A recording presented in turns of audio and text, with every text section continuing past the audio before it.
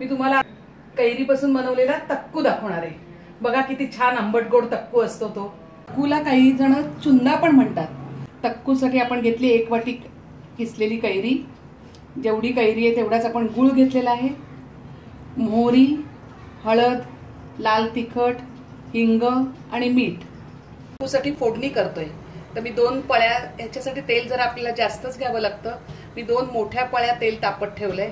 आता आपण हे तेल तापलं की आपण ह्याच्यात मोहरी, हिंग आणि हळद घालून आपण गॅस बंद करायचा आहे आणि ती फोडणी आपल्याला पूर्ण गार होईस्तोवर थांबायचं आहे।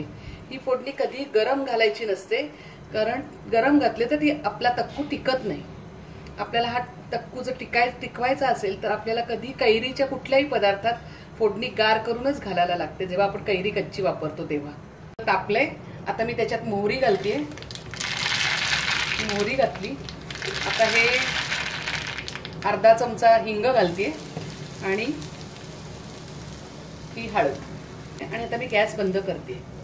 आता ही फोडणी आपण गार होईपर्यंत थांबायचं। ही पूर्ण गार झाली की आपण त्या तक्कू मध्ये मिक्स करायचे। कैरी घेतली, लाल तिखट आपण आपल्या चवीनुसार घेणार आहोत। कोणाला तिखट आवडतं, कोणाला कमी तिखट आवडतं, तर मी इथे आमच्याकडे जरा बऱ्यापैकी तिखट खात असल्यामुळे 4 छोटे चमचे माझे लाल तिखट घेतले।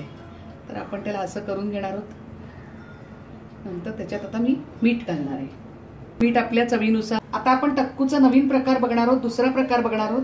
त्याच्यात आपण कांदा वापरणार आहोत। त्याच्यासाठी घेतलेलं साहित्य ही कैरी, त्याच्यासाठी आपण एक छोटा कांदा घेतलाय, गूळ घेतलाय आणि मोहरी, आपण फोडणीसाठी मोहरी, हिंग, हळद आणि आपण लाल तिखटाचा वापर करणार आहोत। आता तक्कूसाठी तो एक कांदा मी छोटा घेतला होता, तो मी आता किसून घेतलाय। ही कैरी, हा कांदा आणि मी आता वापरणार आहे त्याच्यासाठी लाल तिखट। तर लाल तिखट तुम्ही तुमच्या आवडीप्रमाणे जसं आवडतं तसं घेऊ शकता। याचं लाल तिखट कधी फोडणीत घालायचं नाही, कारण मग ती फोडणी जळते आणि त्याला ती काळी होते। म्हणून कधी आता लाल तिखट आपण वेगळं घेतलंय, त्याच्यातच मी मीठ घालून घेतलंय। आणि आता आपण फोडणी केलेली फोडणी गार झाली की आपण ह्याच्यात घालणार आहोत। आता आपण हा कांदा नसलेला तक्कू करणार आहोत आणि हा आपण कांदा घालून करणार आहोत, पण आपण फोडणी दोन्हीला हिंग मोहरीची सेमच करणार आहोत। सारखीच फोडणी आहे आणि ती फोडणी पूर्ण गार करून घेतलेली आहे आणि ती फोडणी आपण आधी ह्याच्यात मिक्स करून घ्यायची। आणि या फोडणीचा रंग मी लोखंडाच्या कढल्यात केल्यामुळे तो रंग असा दिसतोय, पण कधीही लोखंडाच्या कढल्यात केलेलं आपल्या शरीरासाठी खूप गरजेचं असतं। लोखंडाच्या वस्तूत केलेले पदार्थ, आणि म्हणून मी आवर्जून हे लोखंडाचं कढलं फोडणीसाठी वापरले। आता इथे आपण कैरी घेतली होती, आता हे तिखटावर मीठ घालून ठेवलं होतं। आता मी याच्यात पूर्ण गार झालेली फोडणी घातली आणि हे कालवून, आणि आता हे पूर्ण कालवताना आपण तो पण मी आता ह्याच्यात घालणार आहे आणि आता मी ते सगळं एकत्र मिक्स करणार आहे। बघा तर सुंदर रंग येणार आहे त्याला, आणि त्या कैरीच्या ओलाव्यामुळे तो गूळ विरघळायला मदत होते। दिसलं, मीठ घातल्यावर कैरीला छान पाणी सुटतं आणि मग तो गूळ लवकर विरघळतो त्याच्यात। हा बघा किती छान तक्कू तयार झालाय। आणि आपण 2-3 तासांनी जर खायला घेतला तर तेव्हा त्यातला गूळ पूर्ण विरघळलेला असतो, कारण तो गूळ तुम्ही घेतानाच पूर्ण बारीक चिरून घेतला गूळ की तो लवकर विरघळतो।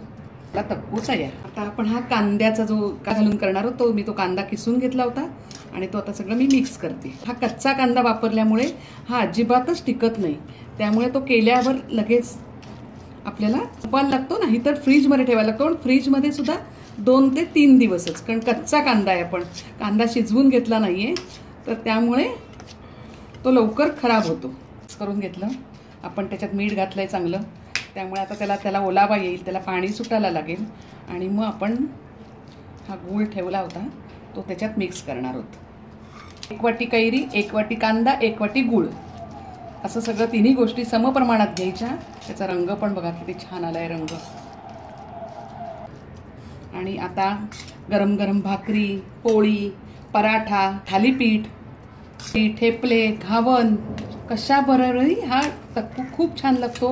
अगदीच तुम्ही मऊ भात खाल्लात तरी मऊ भाताबरोबर पण चवीला खूप छान लागतो। जर तुमची तब्येत बिघडली आहे, तुमचं तोंड आलंय, तुम्हाला पित्त झालंय, तर तेव्हा तुम्ही थोडासा जर का भाताबरोबर जर का चवीला हे घेतलं तर नक्की तुमच्या प्रकृतीसाठी खूप गुणकारी आहे. हा आपण 2 प्रकारे केलेला चुंदा, हा आपण साधा केला होता आणि हा आपण कांदा घालून केला होता.